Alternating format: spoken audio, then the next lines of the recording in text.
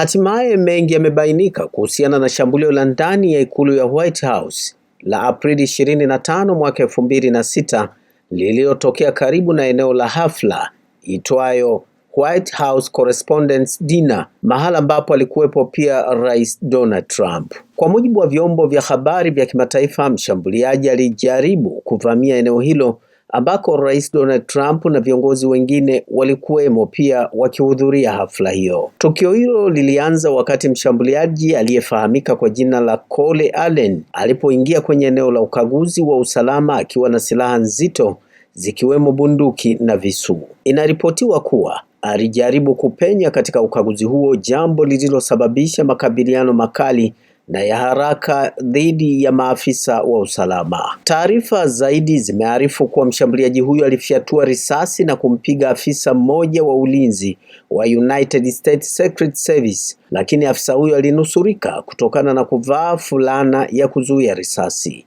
Hii inaonyesha jinsi mifumo ya usalama ilivyokuwa tayari kwa matukio ya dharura. Baada ya milio ya risasi kusikika, maafisa wa usalama walichukua hatua za haraka kwa kumtoa Trump pamoja na viongozi wengine ndani ya ukumbi huo na kuwapeleka eneo salama.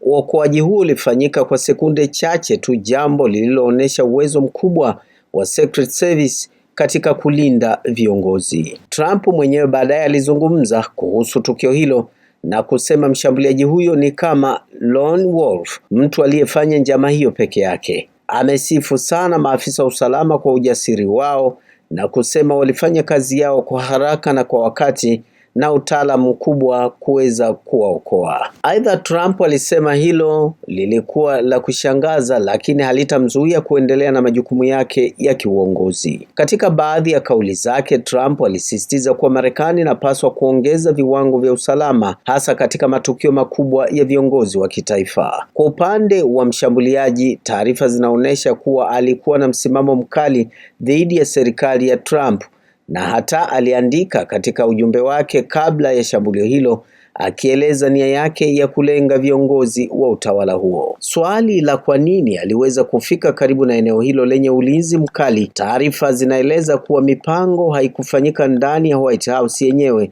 bali kwenye hoteli ya Washington Hilton ambako ulinzi wake ni tofauti kabisa na ule wa ikulu. Hii ilitoa nafasi ndogo kwa mshambuliaji kusogea karibu na mahala walipokuwepo viongozi hao. Hata hivyo, mamlaka zinasisitiza kuwa hakufanikiwa kuvunja ngome ya ulinzi wa mwisho au kumfikia kabisa Rais Donald Trump. Alizuiwa katika eneo la ukaguzi tu kabla hajaingia kwenye ukumbi mkuu, jambo linaloonyesha kuwa mifumo ya usalama ilifanya kazi yao ndani ya sekunde chache. Kwa ujumla, tukio hili limeibua mjadala mkubwa kuhusu usalama wa viongozi wa Marekani na kuongezeka kwa vitendo vya kisiasa vyenye vurugu na hata majaribio ya kuwaua baadhi ya viongozi. Hii ni TriGen Media.